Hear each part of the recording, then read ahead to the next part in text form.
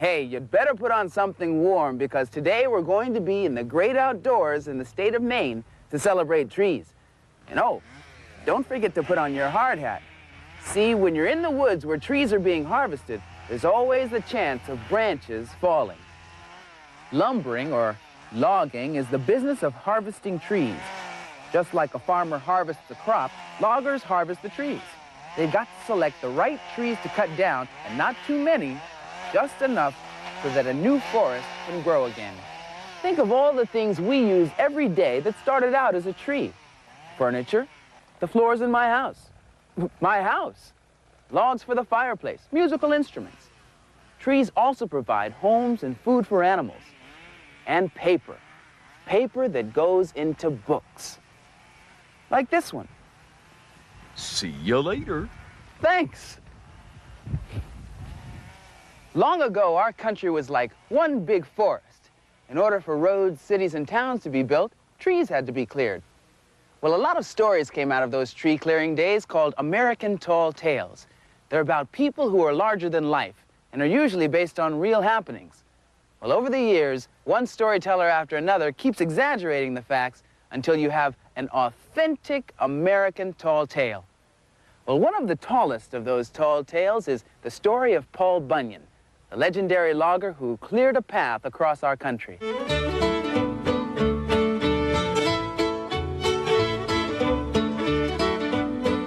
Paul Bunyan. Retold and illustrated by Stephen Keller. Read by Buddy Epson. Paul Bunyan was the largest, smartest, and strongest baby ever born in the state of Maine. Even before he learned to talk, Paul showed an interest in the family logging business. He took the lumber wagon and wandered through the neighborhood collecting trees. My tree! He soon grew into a sturdy lad who wrestled with a grizzly. One morning, Paul awoke to find the world under a blanket of blue snow. He heard a moan from inside a snowdrift, and there he found a shivering ox calf. Paul adopted him and named him Babe. Both Paul and Babe began growing at an astonishing rate, but the ox never lost the color of the snow from which he'd been rescued. At 17, Paul felt an urge to move on. He said goodbye to his parents and headed west. Paul wanted to cross the country with the best lumbering crew available. He signed up legendary lumbermen like Big Tim Burr, R. Murphy, and the 7 Hackett brothers. As soon as he had cleared the land, pioneers moved in to set up farms and villages. On the far slopes of the Appalachian Mountains, several of Paul's men were ambushed by a gang of underground ogres called gumbaroos. Paul grabbed the camp dinner horn and blew a thunderous note into the gumbaroos' cave, determined to blast the meanness right out of them. To Paul's dismay, the gumbaroos responded by snatching the entire crew. A wild, rough and tumble rumpus began inside the den. When that historic tussle was over, the gumbaroos needed 6 weeks to untangle themselves. Paul's next job was to clear the heavily forested Midwest. He hired armies of extra woodsmen and built enormous new bunkhouses. The men sailed up to bed in balloons and parachuted down to breakfast in the morning. Unfortunately, the cooks couldn't flip flapjacks fast enough to satisfy all the newcomers. To solve the muddle, Paul built a colossal flapjack griddle.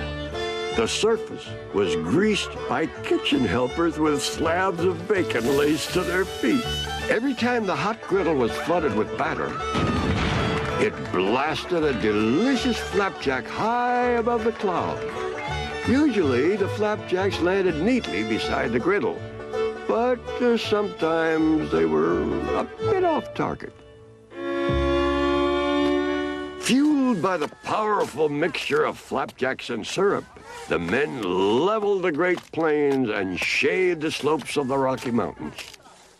Suddenly, a blizzard buried the entire mountain range.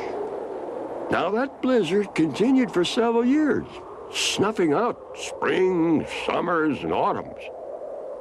Babe became so depressed that Paul asked Ole, a celebrated blacksmith, to make a pair of sunglasses for his friend.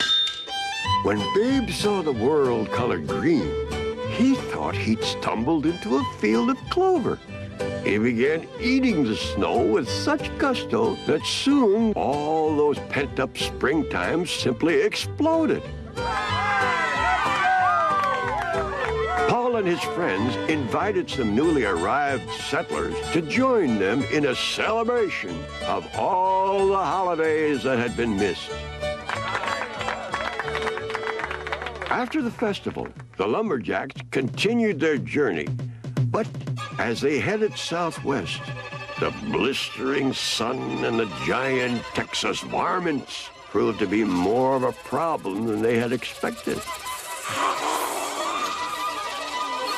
While crossing Arizona, the griddle curled up like a burned leaf, and the batter evaporated. Deprived of their flapjacks, the lumbermen became weak and discouraged. Paul's great axe fell from his shoulder, gouging a jagged trench, which today is known as the Grand Canyon. Disaster seemed certain until Paul found a family that could sell him a barn filled with corn. When the flaming sunrise hit the barn, it exploded, and the lumbermen awoke to find themselves in a raging blizzard of popcorn. Dizzy with joy, they pulled on their mittens and began blasting each other with popcorn balls. A westerly wind kept the cooling clouds of popcorn swirling about Paul and his crew until they crossed California and reached the Pacific Ocean. After he crossed the country, some say that Paul gave up lumbering and rambled north, searching for new areas of untouched wilderness. Sometimes his great bursts of laughter can be heard rumbling like distant thunder across the wild Alaskan mountain ranges, where he and Babe still roam.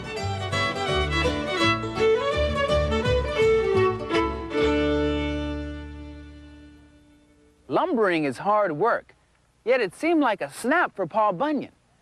Then again, Paul Bunyan was so big. How big was he? Well, he was so big that when he fell out of state. How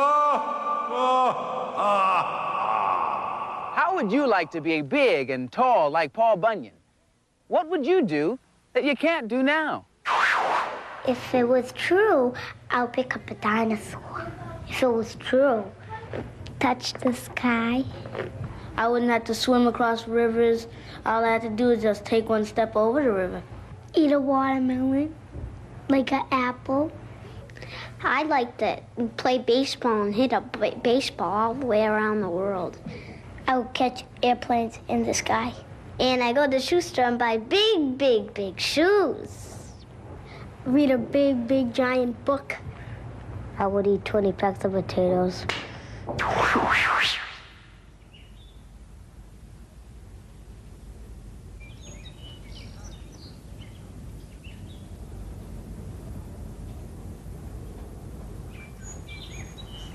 This peaceful and beautiful part of the forest is living proof of nature's life-renewing cycle. You know, I can almost hear things growing. Here, look at this soil.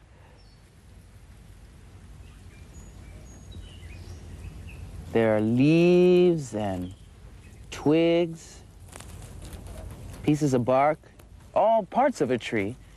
Now all these tree parts are going back into the earth to provide rich organic soil which nourishes new trees.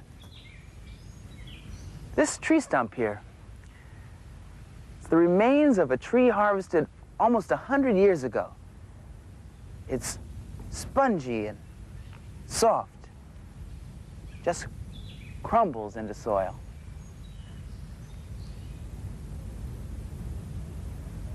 Here's a cone. It's full of seeds. And each seed has a sail on it, so the wind can carry it to another place. It's amazing. And here, this is the next generation of trees growing right here. You know, the whole idea behind conservation is to harvest the big trees so that the little trees have room to grow. That way the forest never dies. But there is one thing that can single-handedly wipe out an entire forest and all the life that's in it. A forest fire can turn beautiful woods like these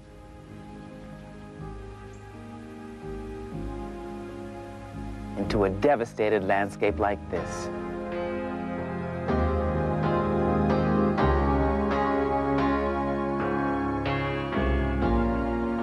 It will take over 30 years for this forest to grow back, and all because of one little match. A match, one of the products made from a tree. But there are people who are fighting to save our forests from the ravages of fire. In the state of Maine, the Forest Service has drills for its forest rangers so they can learn the latest techniques in fighting forest fires.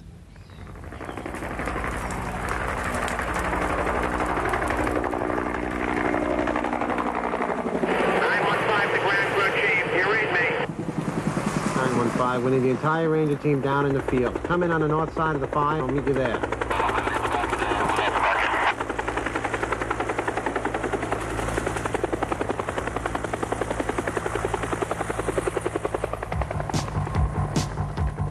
When a fire is spotted, rangers rush to the scene to start putting it out.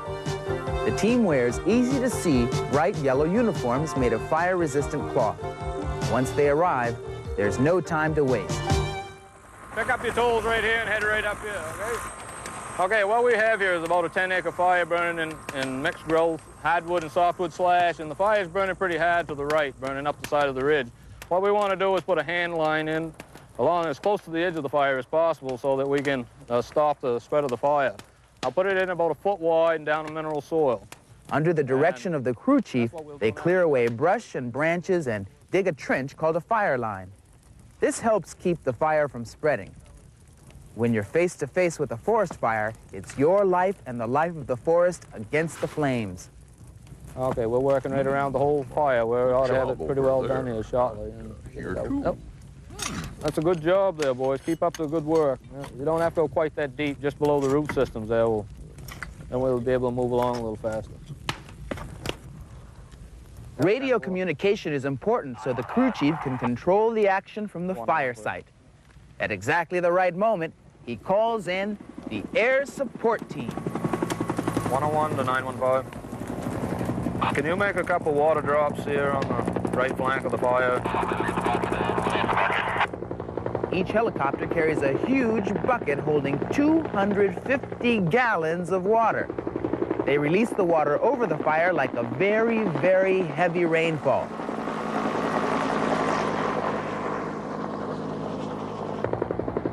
Right away, the helicopters speed to the nearest lake or river, fill up, and start all over again. It's like a bucket brigade in the air. Back on the ground, water trucks can use nearby roads to get close to the fire and finish the job.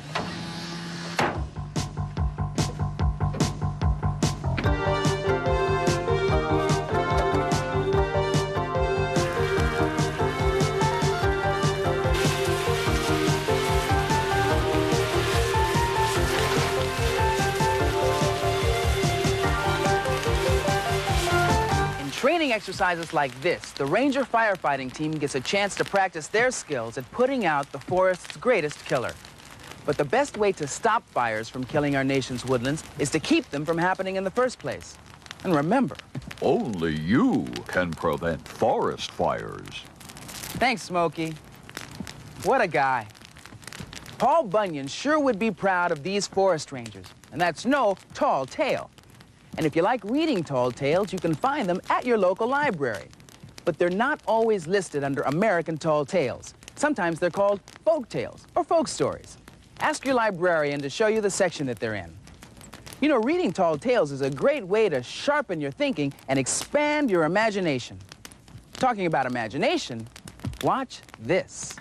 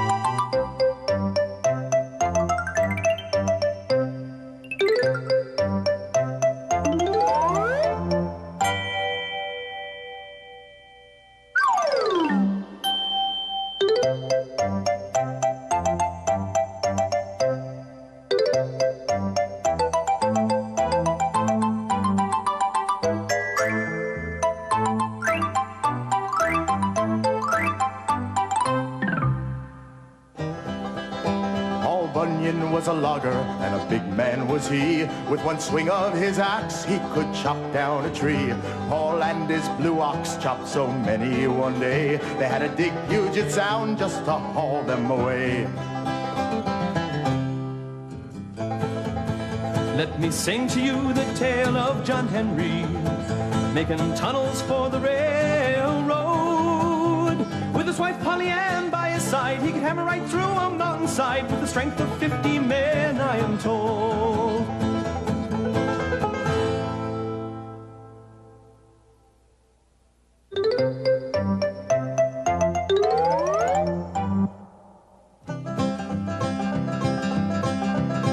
In the early days, he traveled this land in a burlap shirt and on his head a tin pan. He planted apple trees wherever he'd go, 'cause he could really make things grow. You know, it takes quite a man to do such a deed, and they called him Johnny Appleseed.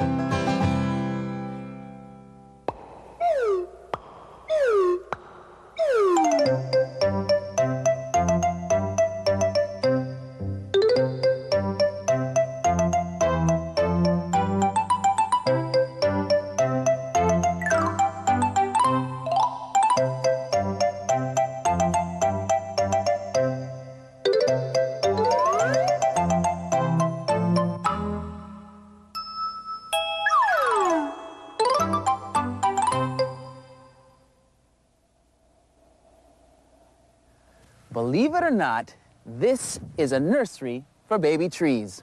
Each one of these started out as a seed from a cone.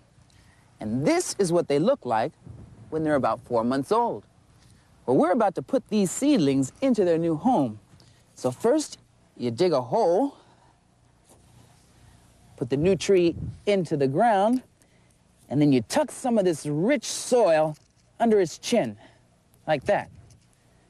There. This little seedling feels right at home. There are millions of them, all planted by the Forest Service.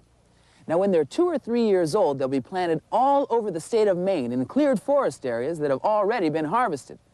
That way, the forest will still be here so that future generations can enjoy all the things that trees give us, like books.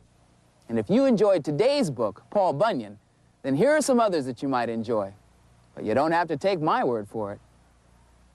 Hi, boys and girls. If you like Indian legends, you'll sure like this book. It's called The Legend of the Blue Bonnet by Tommy DePaula. It's about a little girl who loved her family very much. Her family died because there was no food. It was dry and it hadn't rained for tons and tons of days. All she had left from her family was a warrior doll that she got from her mother. The little girl had to throw her warrior doll into the fire because she wants to end the famine and save her people. I'm Amy Pesca. I think this book's lots of fun reading. Go out and find it in your library and read it. Twat Gatha Heket Jeremy Printup. Hello, my name is Jeremy Printup. That's Tuscarora, my tribe's language. I just read a book, Whale in the Sky by Anne Sibrel. It's about another tribe in the northwest part of the United States. They have an interesting way of telling stories. They do it with totem poles. A totem pole is a carved tree with shapes and figures on it. This story is about a thunderbird that watches over all the animals and people near the river. The pictures in this book are a little different. They're woodcuts. I think you should go to the library and get this book because it tells a Native American tale in a very new and interesting way. Duet Nane. Oh, say can you see by the dawn's early light? Does this song ring a bell? It does to me. Have you ever heard it at the beginning of a baseball, football, or soccer game? I have. It's our national anthem, the Star Spangled Banner. I think you would enjoy the book, The Star Spangled Banner, because the pictures are just so exciting. The book is all about our national anthem, and the pictures tell all about the story. There are 2 verses of the song in the book. I like the map inside the book because it shows where the Star Spangled Banner was written by Francis Scott Key. If you want to be able to sing the national anthem at the next football, baseball, or hockey game you go to, I suggest that you pick up this book and read it. Now, if you're waiting to hear the end of our national anthem, here we go. For the land of the free and the home of the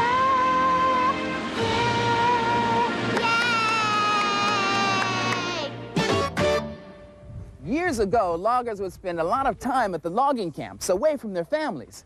It was lonely and got pretty boring once the work was through, so they had contests. Sort of like a Loggers Olympics. Well, the forestry students here at the University of Maine at Orono are carrying on that competition tradition, and I think we're just about ready to get the games underway. Tish, what's this event called? This is a scoot loading event. Right behind you is a scoot. Coming down is the log.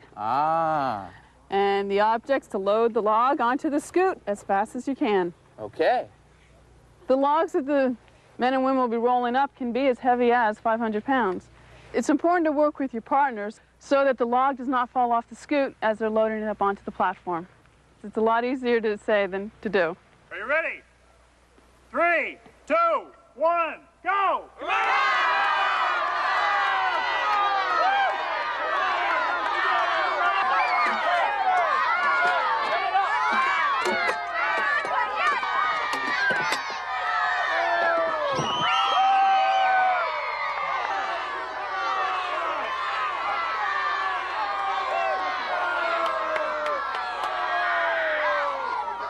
Team is a winner in 7.91 seconds.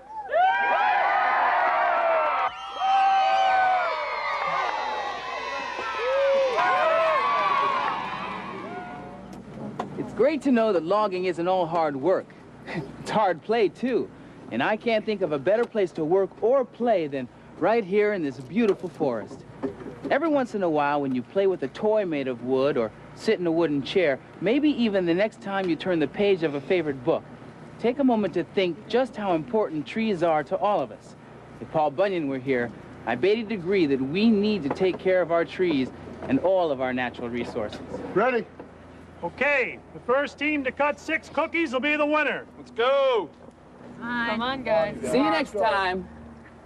3, 2, 1, go!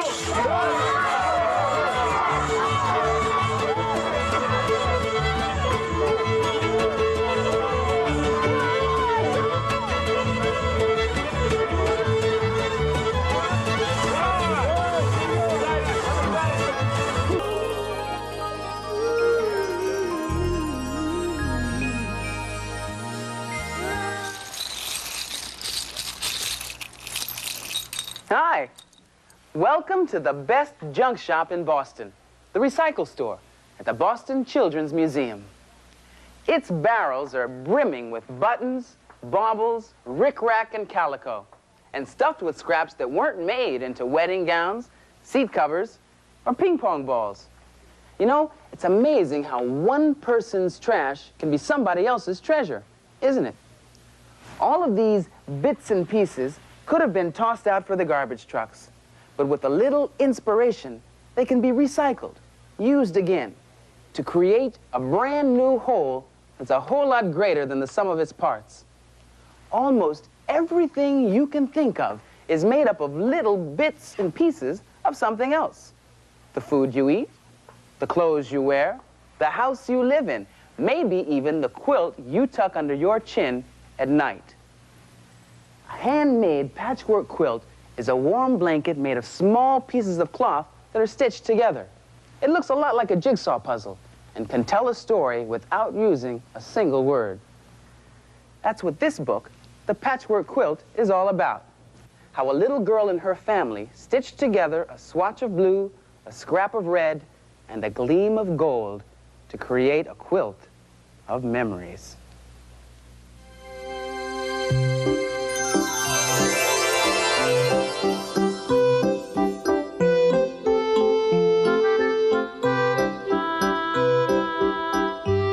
The Patchwork Quilt. Story by Valerie Flournoy. Pictures by Jerry Pinkney. Read by Isabel Sanford.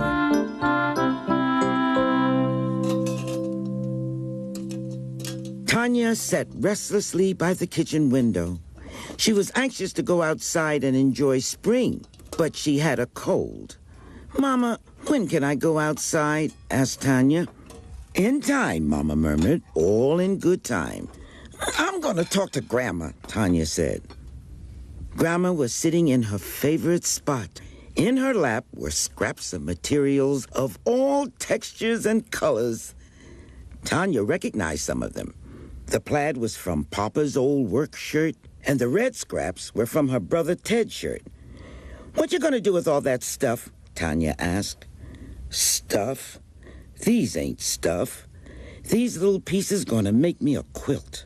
A patchwork quilt." "I know what a quilt is. Grandma, there's one on your bed. It's old and dirty." Grandma sighed. "It ain't dirty, honey. It's worn, the way it's supposed to be. My mother made me a quilt when I wasn't any older than you, but sometimes the old ways are forgotten."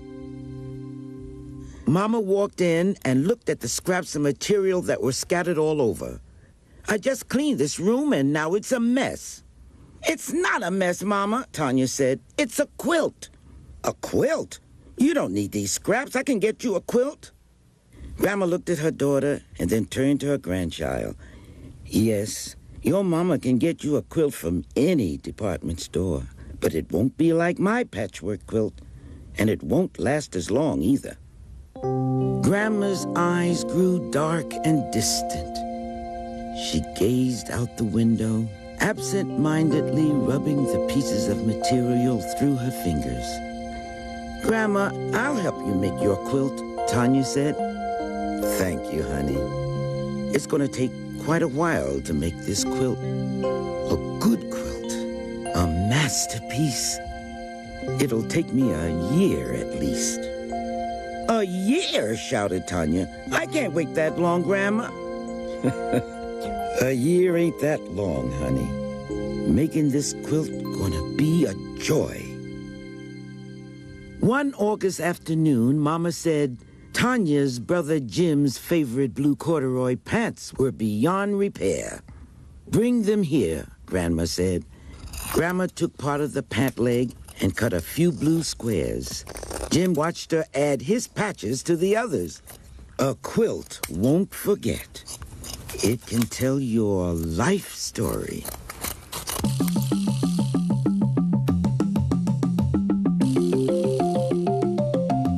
On Halloween, Tanya was an African princess. She danced in the long, flowing robes Mama had made from several yards of colorful material. Grandma cut some squares out and added Tanya to the quilt, too. One day, Tanya leaned over the table to see into the living room. Grandma was telling Mama all about quilts and how this quilt would be very special. From that moment on, both women spent their winter evenings working on the quilt. Only once did Mama put it aside. She wanted to wear something special Christmas night, so she bought some gold material and made a beautiful dress. Tanya knew without asking that the gold scraps would be in the quilt, too. There was much singing and laughing that Christmas. Papa said he had never felt so much happiness in the house. And Mama agreed. The next day, Grandma didn't feel well, and they had to call a doctor. Tanya looked into the living room. The patchwork quilt was folded neatly, just as Grandma had left it. "Can we see Grandma?" Tanya asked. "Not tonight," Papa said. "Grandma needs rest." It was nearly a week before the children were permitted to see their grandmother. "We miss you, Grandma," Ted said. "Your quilt misses you too, Grandma," Tanya said. "My masterpiece," Grandma sighed. "Almost half finished." Tanya walked slowly to where the quilt lay and thought real hard.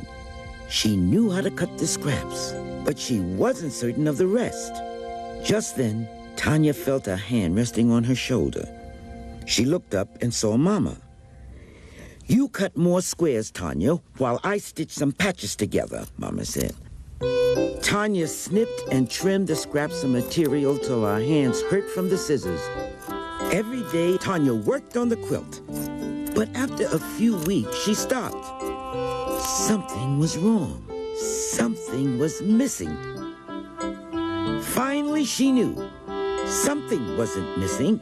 Someone was missing. That evening, before she went to bed, Tanya tiptoed into Grandma's room, a pair of scissors in her hand. She quietly lifted the end of Grandma's old quilt and carefully removed a few squares. February and March came and went. Then one June day, Tanya came home to find Grandma working on the quilt again. "Grandma!" Tanya shouted. "Hush, child. It's almost time to do the quilting on these patches. But first, I have some special finishing touches." "There. It's done," she said. Mama helped Grandma spread the quilt full length. Reds, greens, blues, and golds, light shades and dark, blended in and out throughout the quilt. "It's beautiful," Papa said. He touched the gold patch, looked at Mama, and remembered. Jim remembered, too. There was his blue and the red from Ted's shirt. There was Tanya's Halloween costume, and there was Grandma. Even though her patch was old, it fit right in. They all remembered the past year. They especially remembered Tanya and all her work. So in the right-hand corner of the last row of patches was delicately stitched, "For Tanya, from your Mama and Grandma."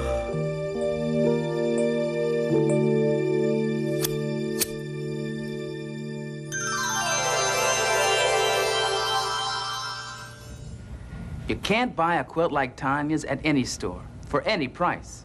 And Tanya's Mama and Grandma taught her more than just how to stitch, snip, and sew. They showed her that the secret ingredient in her quilt was love. That's what happens when you make things together with your family.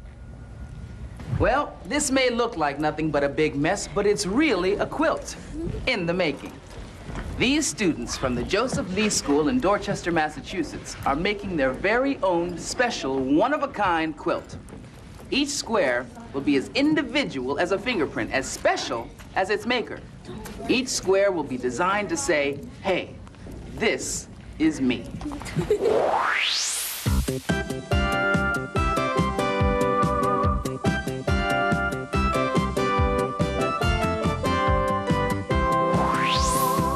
This picture says a lot about me because my sister likes playing teacher with me a lot.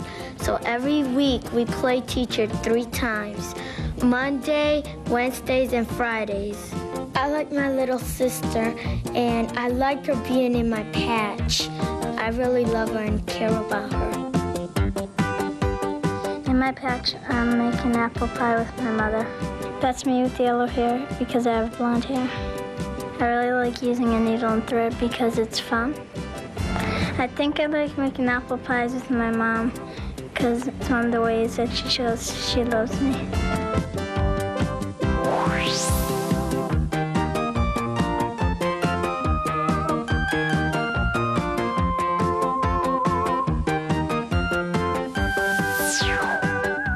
In my patch, I have a skirt on because it's easy to jump rope with the skirt.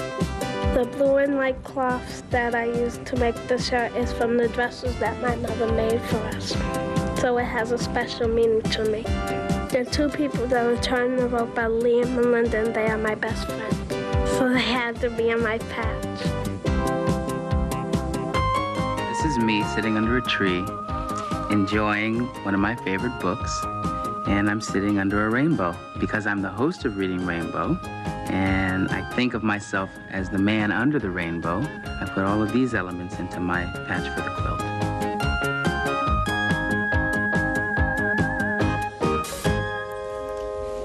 Wow, from this to this. The whole really is greater than the sum of its parts. This quilt is made of individual patches sewn together with thread. And families are made up of individual people whose lives are sewn together with love. Just like patchwork quilts, families come in all sizes, shapes, and colors. There's no one pattern. What do you think a family is? Someone to hold you, who you know is always there. Someone who is working hard and still has time to share. A brother or a sister that you can depend upon. A relative who's older, a baby who's just born. You're all part of each other, like branches on a tree, growing strong together as a family. Now you may have different faces, all painted different hues, step brothers and step sisters from different backgrounds too.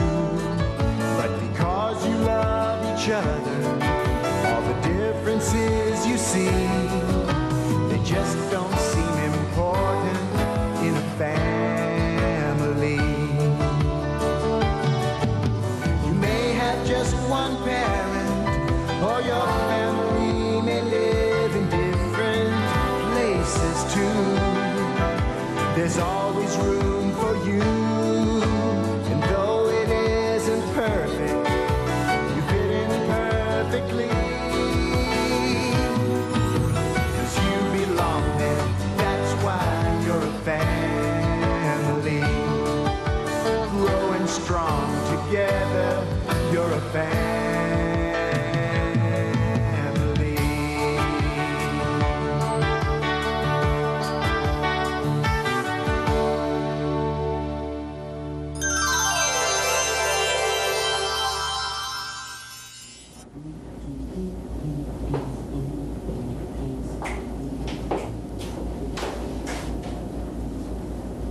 Oh, hi.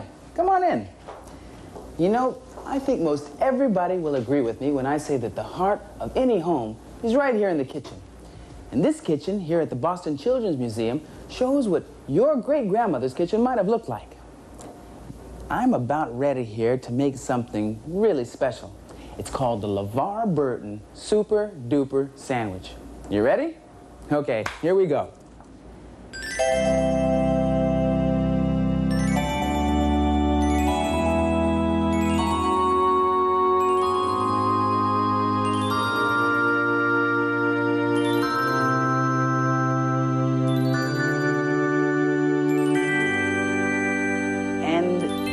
There you have it. You know, you can change the face, but the taste is still the same. Delicious. But I'm not the only one with my favorite recipe. The Balducci family brought their secret recipes across the ocean with them from Bari, Italy, to the sidewalks of New York City. As you'll see, the business sure has mushroomed since grandfather Louis Balducci first started selling fruits and vegetables from his pushcart 70 years ago. Today, almost the whole family works alongside Mom and Pop Balducci. Some of the clan work in the office, handling the day-to-day paperwork, like ordering products from all over the world. And the Balduccis do at work what most families do at home. Eat. Taste tests are part of the job. I think it is a very, very good smoked chicken. I can't even remember the name. All right. Meanwhile, Pop Balducci is upstairs sharing secrets of success with his grandson, Joe. The restaurant man is all right, but you take the bad leaves and it looks all right. Should you trim the top? Just a little bit. Not much, though. No, not much. Just a little bit. Well, I love working with my grandfather. Like he says, I do have a little bit of a short temper, and I do blow up once in a while, but I know deep inside that he does mean well, and he teaches me a lot. This is a great experience. You get to learn a lot, and it's a lot of love involved. Over here, you haven't got time to sit. Always got something to do. To fix them. To make them look an appetite. I don't need money, but I need love. Money don't mean nothing. Love each other. That's the important things I have in my heart. No, well, let me try to do it. See if I could do it. Joseph, maybe you could do this? Anybody can do it. You see how none of Family tradition is also honored downstairs in the kitchen, where Uncle Andy and Louie make bite-sized mozzarella called bacconcini. Homemade, fresh-made mozzarella. You always got to do mozzarella because people keep eating mozzarella and you can't make it fast enough. The more you make, the more they eat. I call my uncle Zio Andy, which is Italian for Uncle Andy. He's a beautiful person to work with. Not such an easy person to work with, but you have to be very patient because you see in time that they're right. And we're all in a hurry, but they say, slow down, do it right. Louie, don't do it so fast. Take your time. Grandpa always said you can't get quality with quantity. Yeah, but we have a line of people upstairs waiting. I understand, Louie. The people will wait. I look at Louie, and I remember my father talking to me, and I can't help to think how I reacted when Pop kept telling me the same thing over and over again. When I look at Louie sometimes, I sort of sympathize with his feelings. How am I doing? Well, fair. Oh, that's beautiful, Louie. Oh. And now, Louie, it's ready to be sold, to be enjoyed by all our good customers. Looks great. And what's happening in the big kitchen? Lessons on meatballs and lasagna from Mom Balducci herself.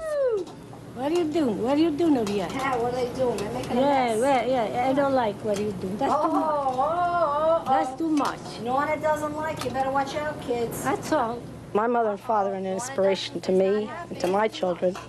That's what this store is all about. Mom and Pop. They have taught us a lot, and hopefully we can carry this through to our children. What do you do? Yeah. The kitchen is the heart of the store, and you have to love it. You have to love the food, you have to love the products. That's what I've been taught, and that's what I want to pass on to my children. Though it isn't perfect, you fit in perfectly. You belong, that's why you're a family. Growing strong together, you're a family.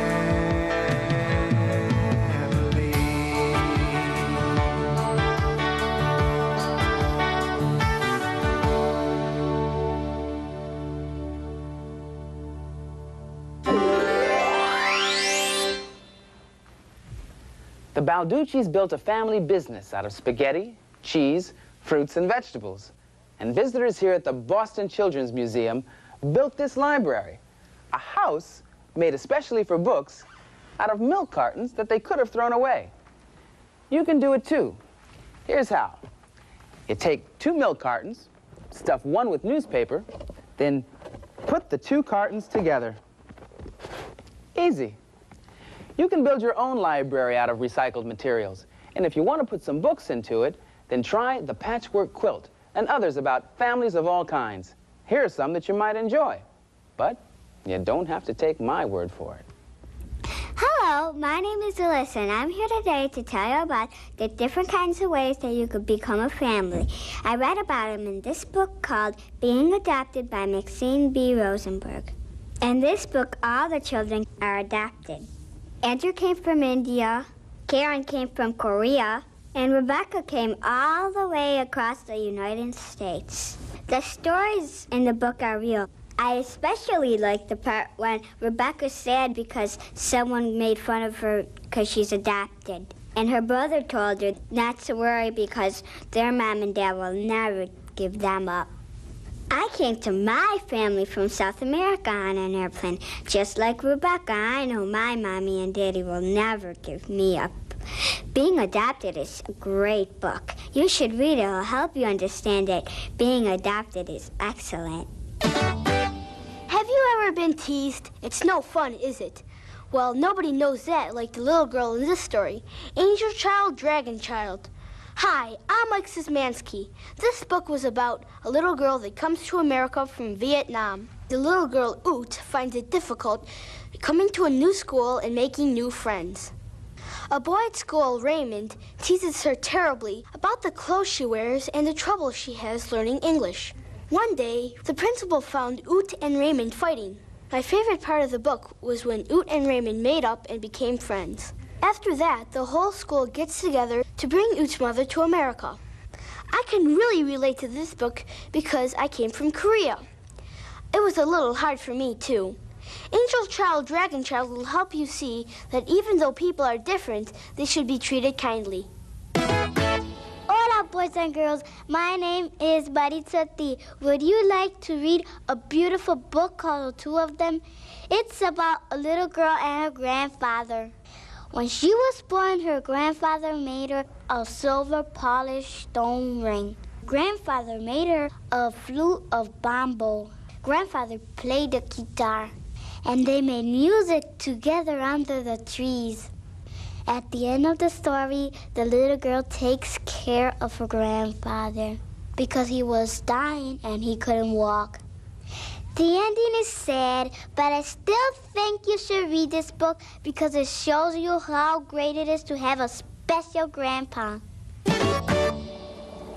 Calcium, water, phosphate, potassium, sodium, sulfur, copper, iodine.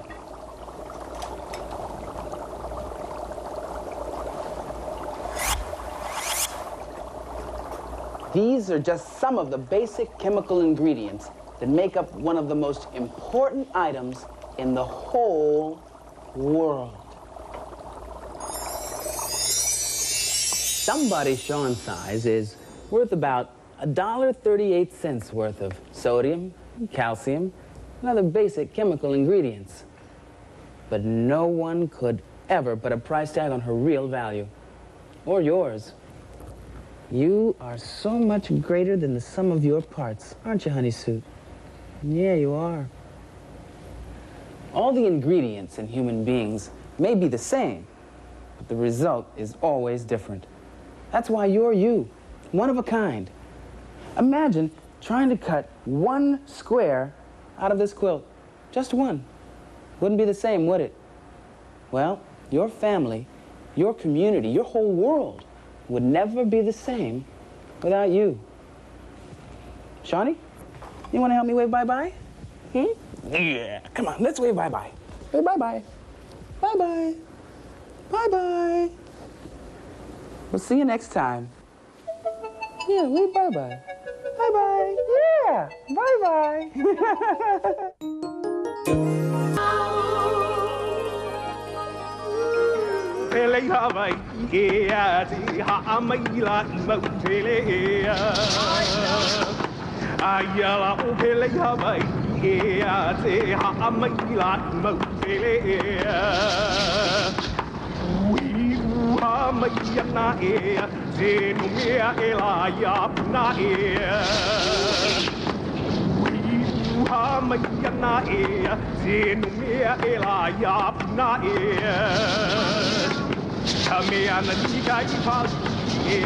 Aloha. Welcome to Hawaii Volcanoes National Park. And boy, have we got a show for you. I am standing near the top of Kilauea, the world's most active volcano. And as you can see behind me, she is really erupting. This is truly a rare, once-in-a-lifetime opportunity to be able to experience nature at her most gloriously powerful. To give you an idea of the size of this thing, I'm standing about a half a mile away from that fountain, and it's spewing molten lava roughly 1,100 feet in the air. That's twice as tall as any skyscraper you've ever seen. I personally have never seen anything like it. It's just incredible.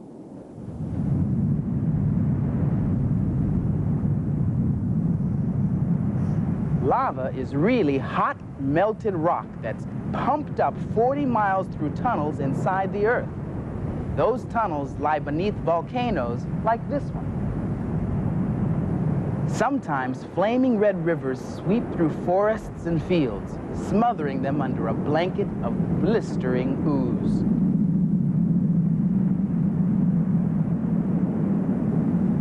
The lava is so hot, it turns anything it touches to fire.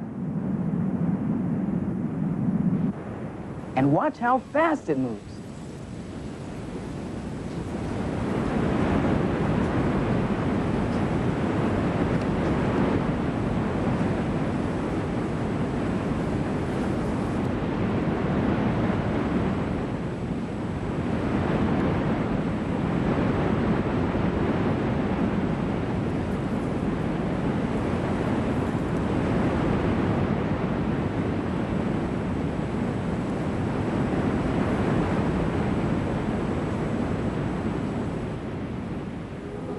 No matter where you go in Hawaii, you're walking on a volcano.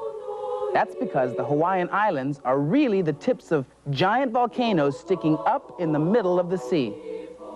All this beauty, the spiked cliffs, gouged out canyons, rivers and waterfalls, snow-cone mountains, and black sand beaches is here because of volcanoes.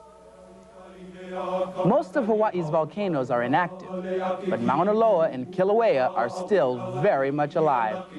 Even when they're not erupting, they let you know they're cooking.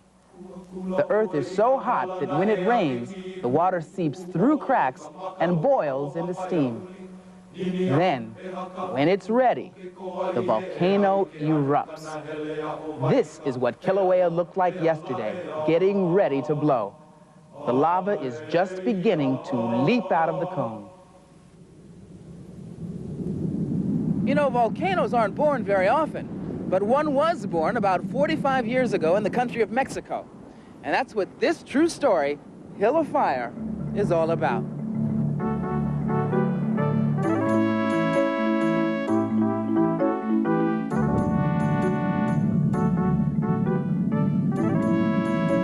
Hill of Fire by Thomas P. Lewis. Pictures by Joan Sandon.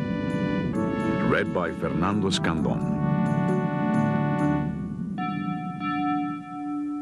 Once there was a farmer who lived in Mexico. He lived in a little village, in a house which had only one room. The farmer was not happy. Nothing ever happens, he said. The people in the village thought the farmer was foolish. We have everything we need, they said.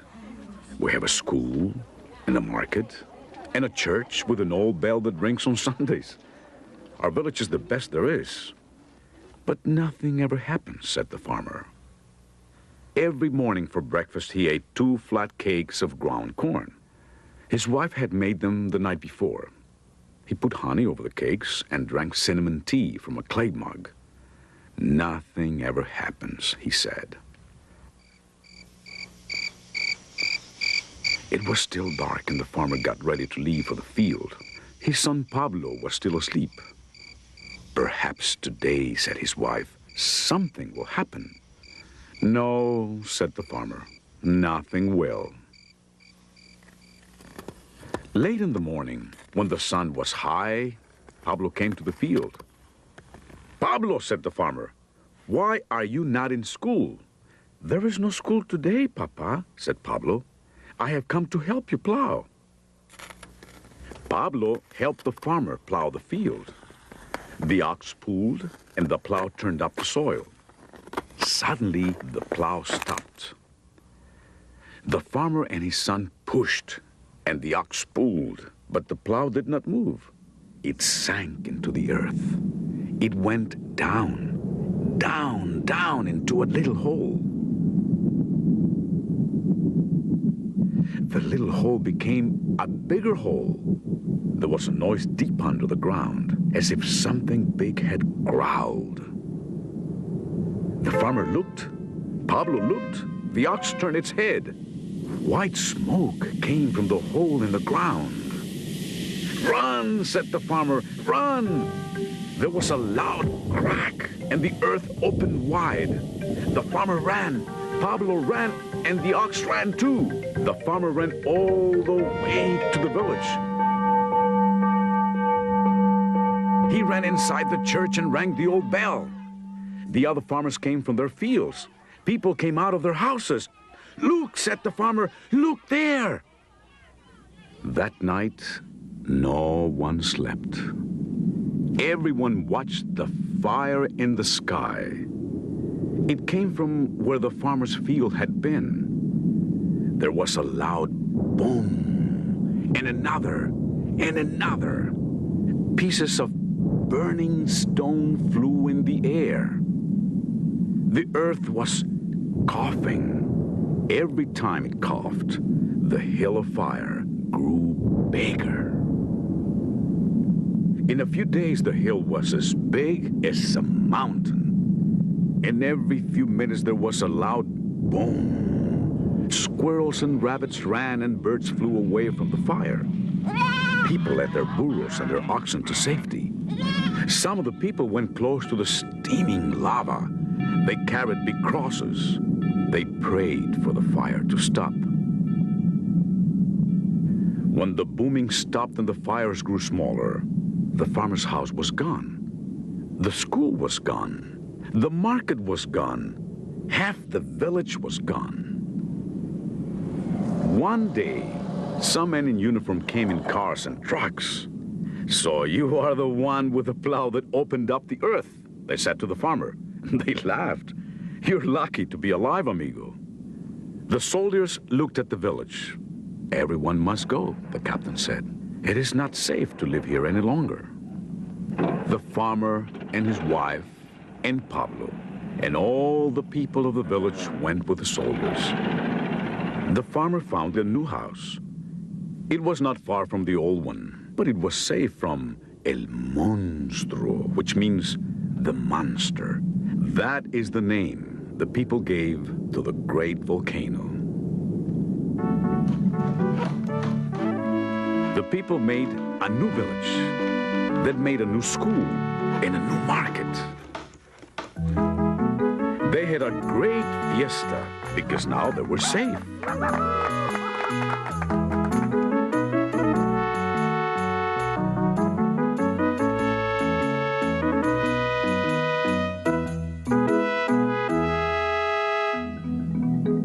Now the farmer had a new field. Every morning he woke up early.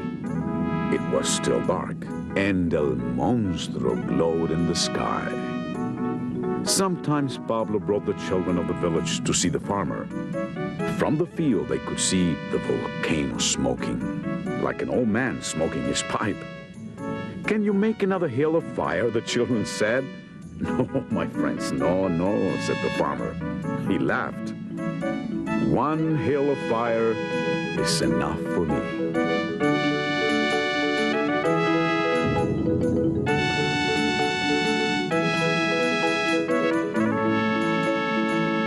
In Hill of Fire, the town was buried by volcanic rock. Here on Kilauea, this forest was demolished by lava. If you'd been here about a year ago, you might have climbed this tree. But when Kilauea erupted, hot lava flooded through and wrapped around these trees. The bottom halves burned up, causing these holes that you see here, and the top branches fell over and died. They call them lava trees. The lava flow was so powerful that it destroyed almost an entire forest. And over there are the lucky trees that were spared. Nowadays, scientists who study volcanoes, volcanologists, use sophisticated tools to try to predict eruptions. Instruments like this seismometer measure the forces inside of the Earth, a place no one has ever seen. If you were to look at this planet from outer space, you'd never guess what was underneath. But if you could somehow crack it open, this is what you'd see. Inside the Earth is rock, which is divided into the core, the mantle, and the crust. Under volcanoes, forces in the Earth heat the rock until it melts. Melted rock is called magma. The magma rises into chambers about a mile beneath the surface of the Earth. And when they fill up, magma forces its way up through the volcano until the volcano explodes. The magma, or lava, pours out. It runs down the mountain, coating its slopes with new layers of rock. When the eruption is over, the magma sinks back into the chambers again. In time, wind, rain, and sun break down the new blanket of rock, turning it into fertile, life-giving soil. Trees and plants and animals return to live there. There are 600 active volcanoes in the world today, but only 3 are in Hawaii. The rest are scattered all over the Earth.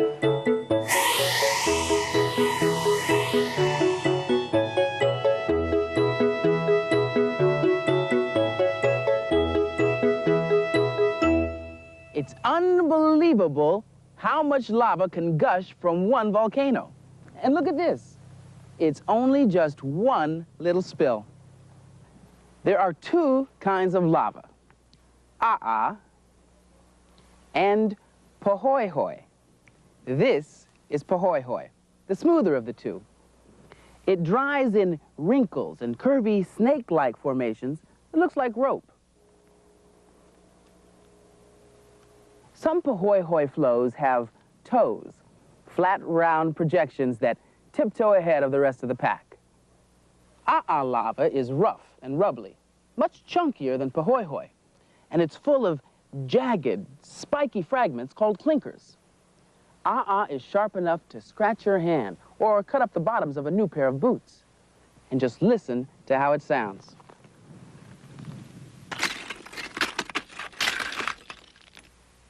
Sounds really neat, doesn't it? And look at this over here. These golden threads are called Pele's hair. They're named after the Hawaiian goddess of fire. They're fragments of lava that the wind has stretched out and cooled in the air.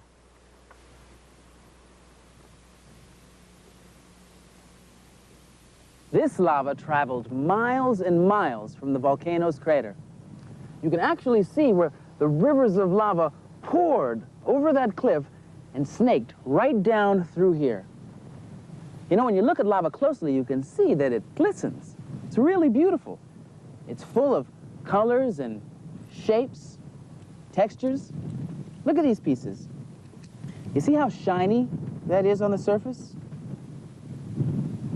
Smooth to the touch. But then when you turn it over on its side, see that? All those little holes in there? It's a lot rougher. It's almost like sandpaper or your cat's tongue. And look at all these colors. This one's got gold and blue in it. It's really beautiful. No 2 pieces are alike. And ooh, here's one here. This one's got some red, almost purple. And you know, lava isn't only what you see on the surface. Take a look at this. These are called lava drips. And they happen when the outside gets cooled and hard, but the inside is still hot and dripping. Neat, huh? Kind of looks like sculpture. You know, for hundreds of years, artists have been influenced by this natural work of art. And Chu Leong, who lives here on Kilauea's summit, uses the volcano as inspiration for his own special kind of art.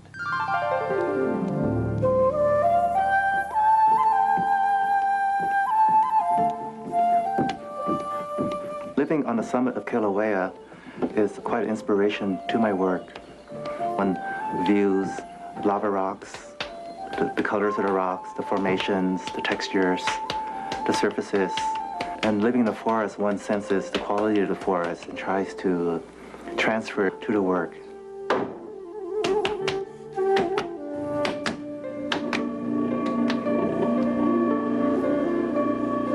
The clay feels very wonderful. It's hard to describe how it really feels. It's like touching the earth.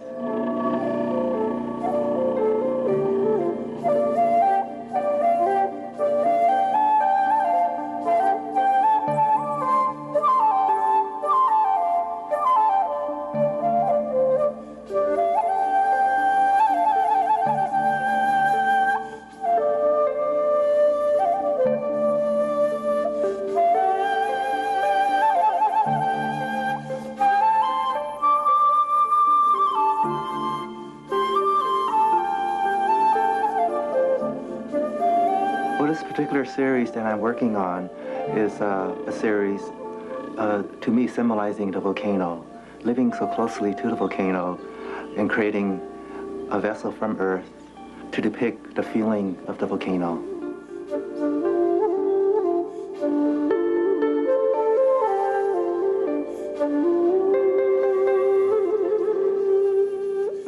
For the opening of the volcano is irregular and not symmetrical. So I tend to reflect that in the opening of my vessels, whereas the rest of the piece is quite perfect. And to contrast that perfection, I create a slight imperfection, so then the piece would feel more balanced.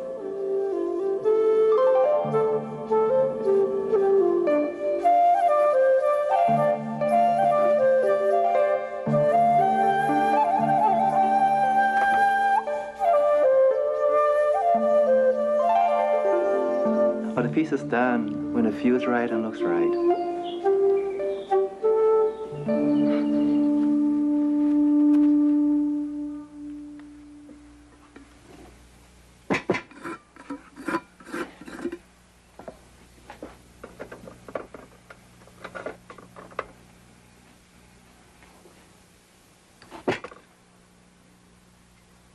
The glazing is it's a process where one views the naked vessel and almost asks what it wants to wear. All my glazes come from the earth. They're all earth minerals that are combined in different proportions to give different textures and surfaces and colors.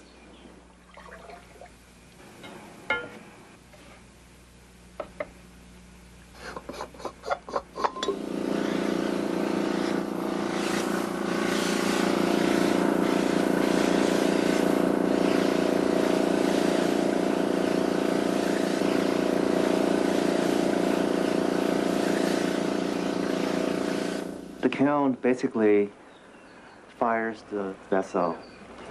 It creates a temperature hot enough to melt the glaze.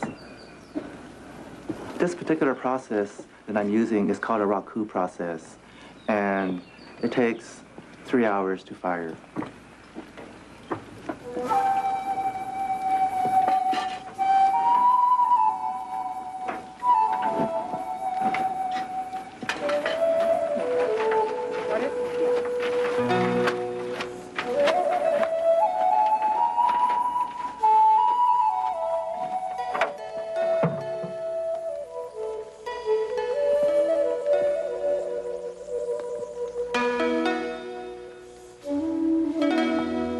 volcano is erupting, there is a constant roar in the background.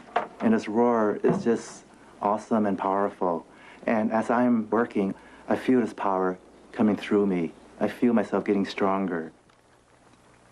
The most important thing when we're working with anything is to really find enjoyment in it and to be able to express ourselves through whatever it is that we enjoy and to perfect it and refine it to a point where it can express ourselves and our environment and the planet that we live on.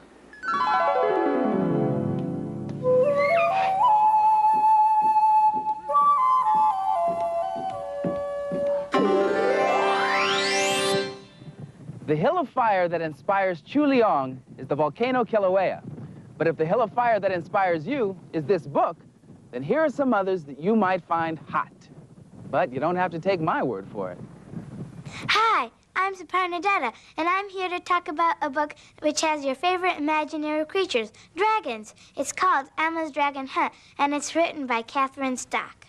This story is about a little girl named Emma and her grandfather Wang, who came from China. Grandfather Wang talked about dragons, and Emma got interested. So her grandfather decided to take her on a dragon hunt. When a thunderstorm came, Grandfather said it was the dragons clawing up all the clouds. And when a solar eclipse came, Grandfather said it was the dragon swallowing the sun and then spitting it out again. I think you should read this book because it has delightful pictures and the story is really neat. I recommend it to anyone who likes to use their imagination. Hi, my name's Leah McAllister, and if you like nature, you'll really love these science flip books by Ed Emberley. They really make still pictures come to life. I like these books because you can really see how animals are growing and flowers are changing. My favorite flip book was the one about the butterfly, because you can see the butterfly flying away and the caterpillar crawling and turning into a chrysalis. I like the science flip book so much that I made my own. It's about a rose that starts from a little plant and then gets a bud, then gets a blue dot in the middle, and then grows up to be a big rose. I think that you should really go out and get these flip books because they make you feel that you're right there in nature. Are you a big poetry fan? Well, this book, The Tamarindo Puppy, is full of funny and kooky poems. It is written in 2 languages, Spanish and English, all at the same time. My favorite thing about this book was the funny characters in these poems. For example, I liked the animals in the poem Firehouse. What I really liked about this book is that I learned some new Spanish words. Mariposa means butterfly, and gato gordo means fat cat. The pictures in the book are funny and colorful, especially the castle in the clouds. I'm Roseanne Garassi, and take it from me, this book is full of great poems. Here's one for you called Nada. Nada is nothing, nothing at all. If you trip on a nada, you'll never fall.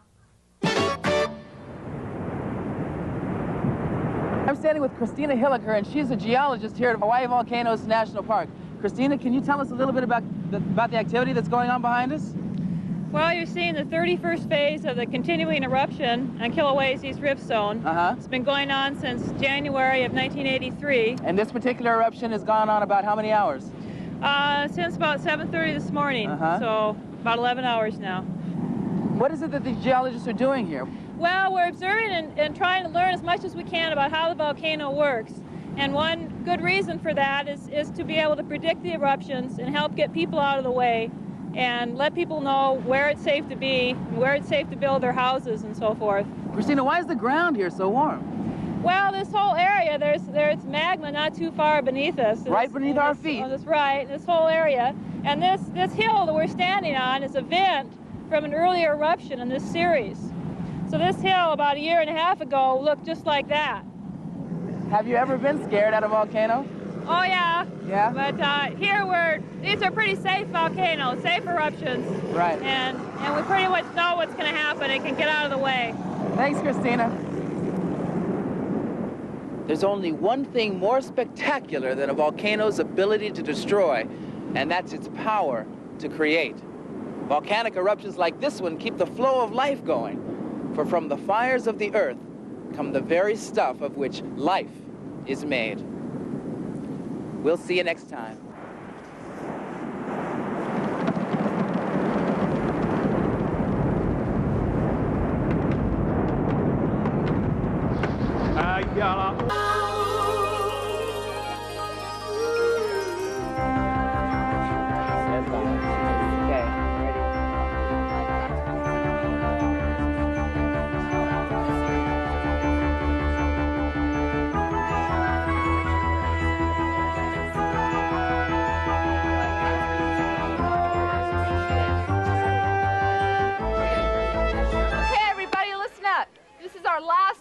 Tomorrow's Rainbow Mini Classic. I want you to give it all that you can.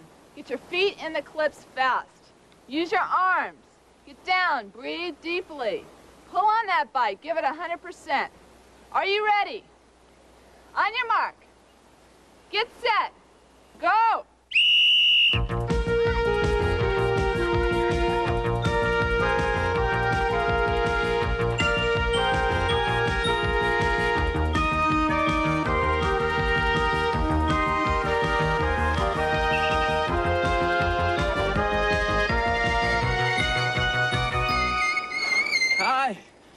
You know, I thought I was in shape. Hey, you are in good shape, LeVar. A couple pointers will help you in the next race, though.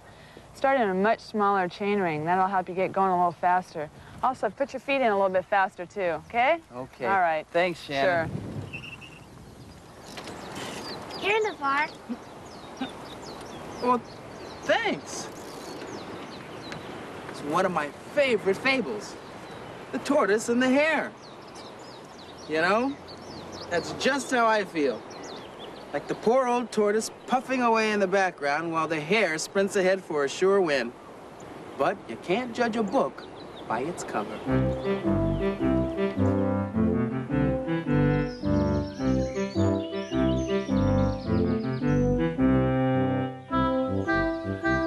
The tortoise and the hare.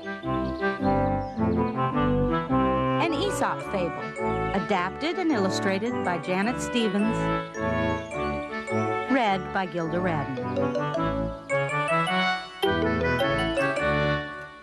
Once upon a time, there was a tortoise and a hare. Tortoise was friendly and quiet. He did everything slowly.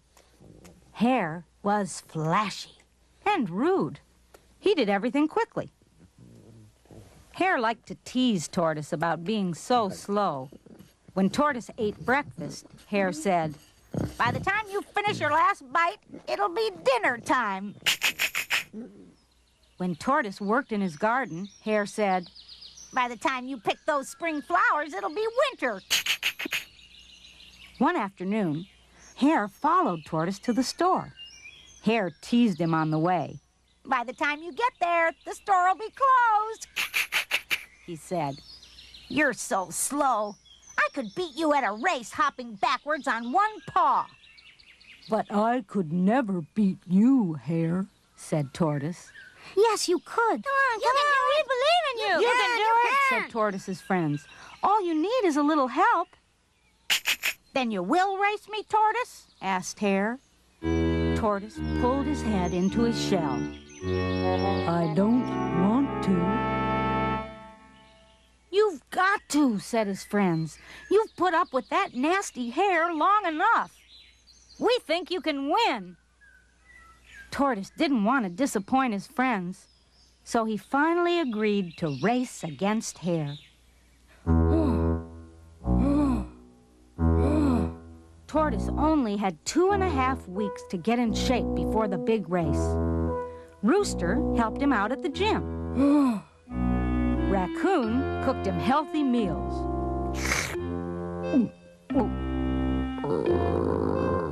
Delicious. Frog went jogging with him every morning.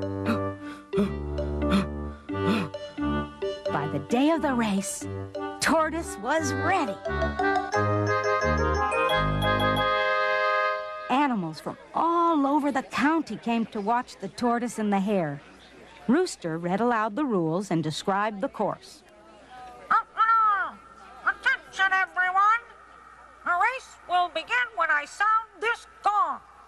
The 6-mile course is marked by red flags. The first one to reach the finish line wins. Runners, take your mark. Get set. Go, go, go, go, go! Hare bolted out of sight before Tortoise had taken his first step. The crowd roared and cheered as Tortoise inched forward.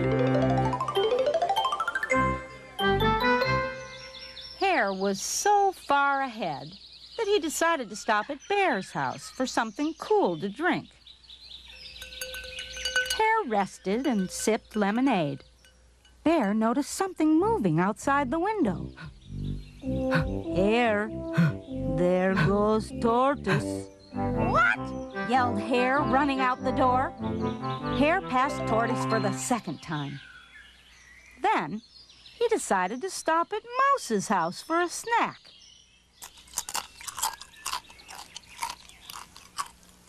As Hare munched on crackers and cheese, Mouse yelled, "Is that Tortoise I see out the window?" "I'm not worried about that slowpoke," said Hare. "I've passed him twice already." Then he finished his snack and hopped out the door. Hare passed Tortoise for a third time. Now he was far ahead. He saw a pond and decided to stop and rest. The snacks had made him sleepy. Hare was so sure that he would win, he took a nap in the soft grass. As he closed his eyes, he dreamed of victory. Suddenly, Hare woke up because the crowd was cheering. The crowd roared. Tortoise was 2 steps away from the finish line. "Slow down, you bow-legged reptile!" screamed Hare as he tried to catch up. But it was too late. Tortoise crossed the line just before the tornado of dust and fur that was Hare flew by. Tortoise had won the race. Hare couldn't believe it. That measly shell on legs had beaten him. Tortoise smiled as his friends carried him on their shoulders. He had learned an important lesson. Hard work and perseverance bring reward.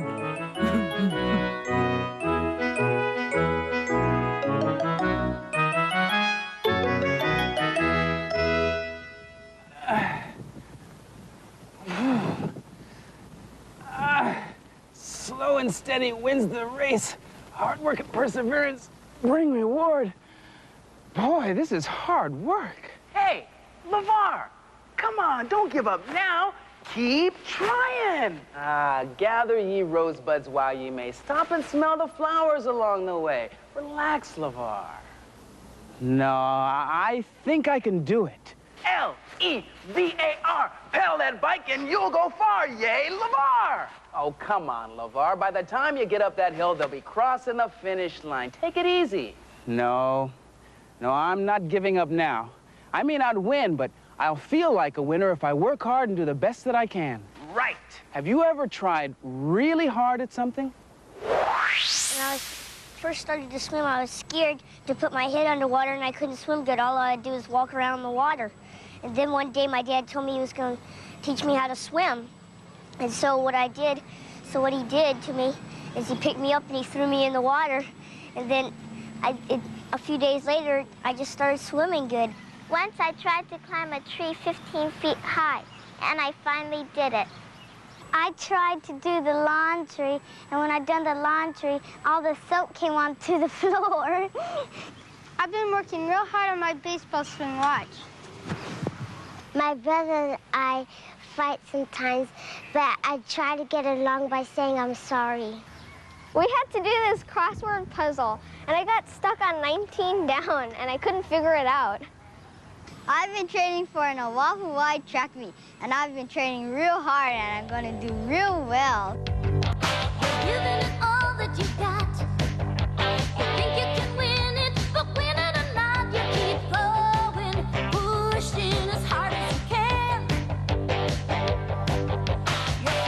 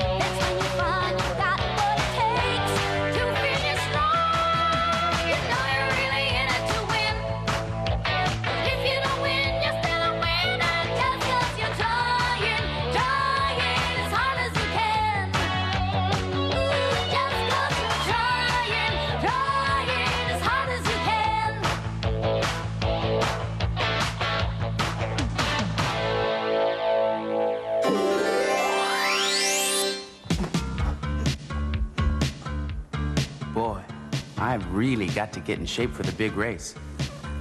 Got to remember, hard work and perseverance bring reward.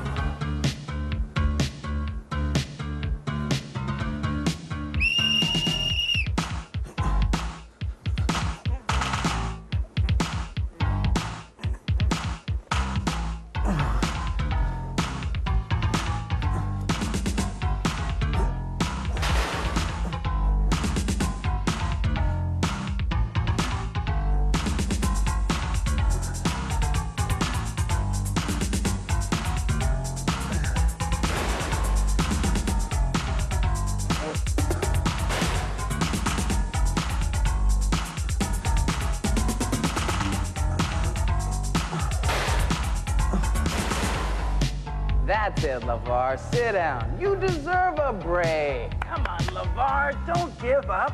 Get up.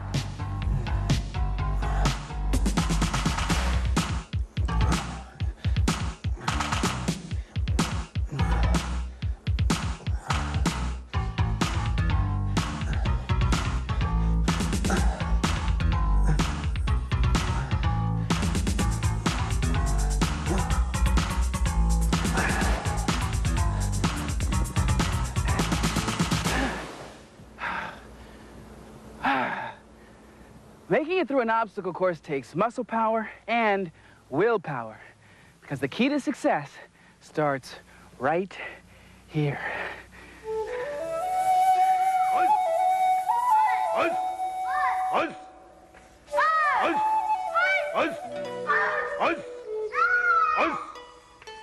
Karate is a Japanese word meaning empty hands. It's an art of self-defense that uses no weapons. The karate school is called a dojo, and it is a place of great respect. Students and teachers bow when entering the dojo to show that they come with an open mind to do their best. Everybody together. Line up! Bow! Okay, make sure you keep your body straight. Your body reflects to your mind. Your mind reflects back to your body. So if you can control your body to sit up straight, and now you can control your mind. The Japanese word for teacher is sensei. And in this class, when Sensei Howard speaks, everyone listens. Everybody ready? The opening ceremony is very impressive. The dojo precepts, or rules, are recited by all the students. Purpose of Seiza. Sent by Akira. Orderliness and harmonious to the mind and body. Orderliness, harmonious, mind and body. Purpose of JIKC training. The precepts are important. We emphasize them a lot. So therefore, we speak very clearly and very forcefully so that they can see the value of what we're saying. Dojo precepts. Christopher. Follow the principles of propriety and courtesy. Follow the principles of propriety and courtesy. Cultivate the spirit of effort. Cultivate the spirit of effort. Respect the mind of patience. Respect the mind of patience. Live the way of truth. Live the way of truth. Do not lose self-control or act in violent manner. Do not lose self-control or act in violent manner. Today, in karate, students do not try to hurt their partners. They concentrate on the perfection of their movements. When you're learning karate, you're using your body a lot. If you don't concentrate, if your mind cannot focus on what you're doing, then you're not going to be able to do the technique well. Each technique has to be very split-second timing to build up effectiveness, to build up its potential power. 5, 6, 7, 8, 9, 10. Most people don't realize that studying karate means working with your mind and body together to improve yourself with discipline and practice. Basic exercises are what gives us our foundation for doing everything else. And it gives us also a foundation as far as our mental development. 2, 3, 3.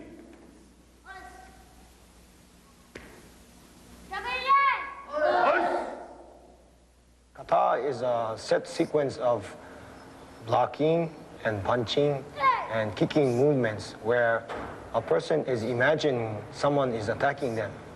So it's like an imaginary fight.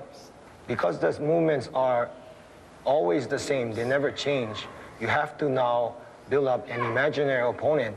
Concentration in kata is so that each movement you try to do the best you can, to improve it the best you can.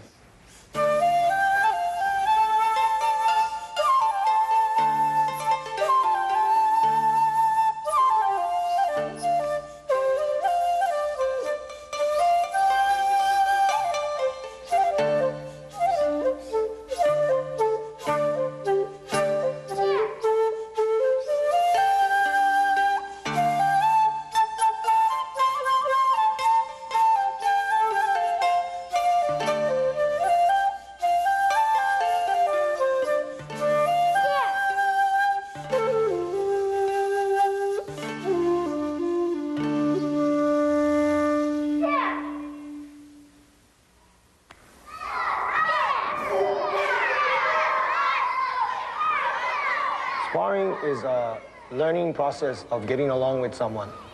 Sparring is where you have an actual partner, where you're practicing together, and you're learning how to work with each other.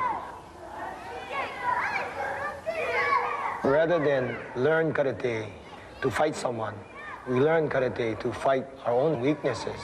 You won't really get in a fight every day, but every day when you decide to do the easy way instead of the right way, then you're becoming a loser. And when you decide to do it the right way, then you're becoming a winner.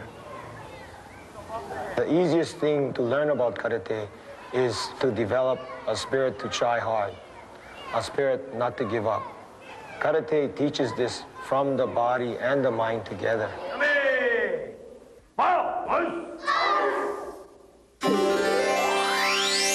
Crank extractor. Crescent wrench. Pedal spanner. Third hand. Fourth hand. What's the matter, Robert? Aren't two hands enough? Well, see, it's really very simple. I need the third hand to attach the braking cable to the yoke, the pedal spanner to detach the pedal from the crank arm, and the crank extractor to extract the crank arm from the bottom bracket axle. Oh, I see. It's all a part of getting your bike in shape, right? Right. But when it's time to get my mind in shape, I just turn to a tome, a treatise, a monograph, or an enchiridion. What do you mean? Reading material. There's nothing like reading when it's time for a little mental exercise. And if you like The Tortoise and the Hare, then here are some others you might enjoy. But you don't have to take my highfalutin phraseology for it. Hello.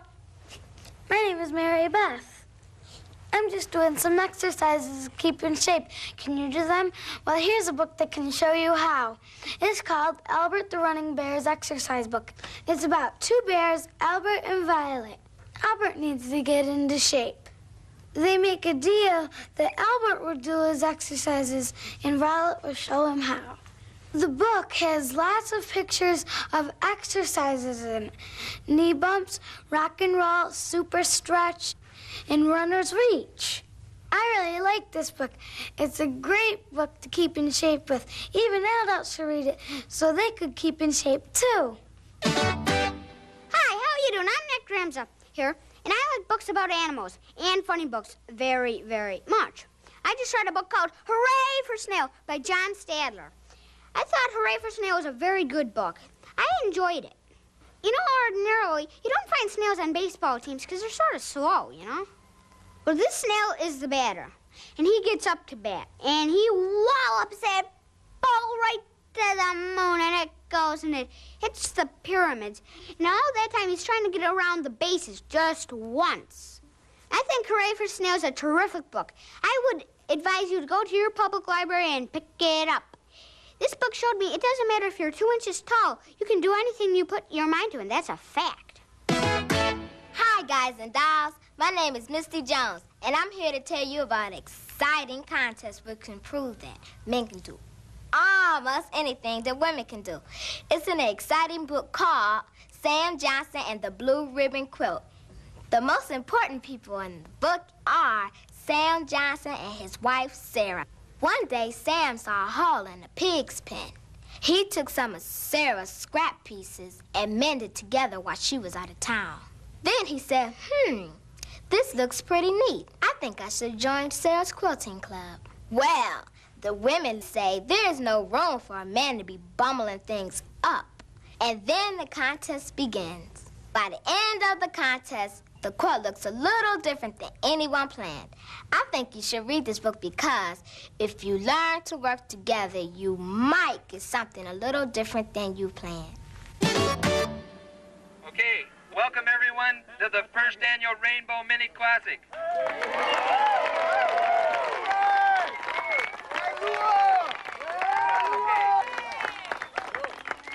Okay, we expect you all to follow the rules that you've been given. We expect you to stay to the right of the center line. Don't try and face onto opposing traffic. We want you to obey the laws. If a policeman is to tell you anything, stop you for a signal, you are to obey that policeman. We expect this to be a fair race. We want you to do your best. Timers, are you ready?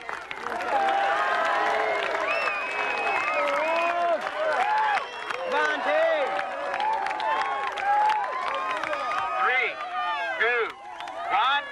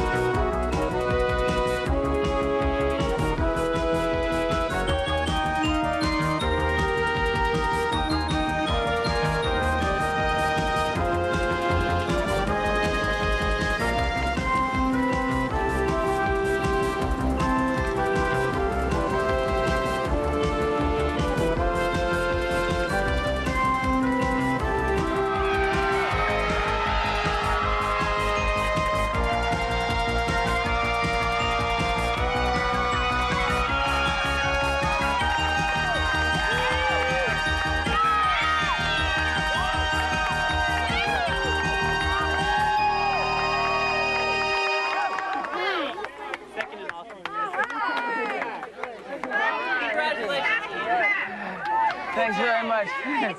Thank you. Thanks, guys. Thank you. Thanks. Thank you. Whew. What a race. I feel great. You know, I never thought I would do so well. I did. You know, winning isn't everything. It isn't even the only thing. Winning means different things to different people. And it can mean as much to the last person across the finish line as the first. Maybe more. For me, winning meant overcoming the person inside of me that wanted to give up. That's me. Yeah. And you know, I feel like a winner because I made myself keep on keeping on and turned in my very own personal best. With a little help from your friends, we'll both always be here. We'll see you next time.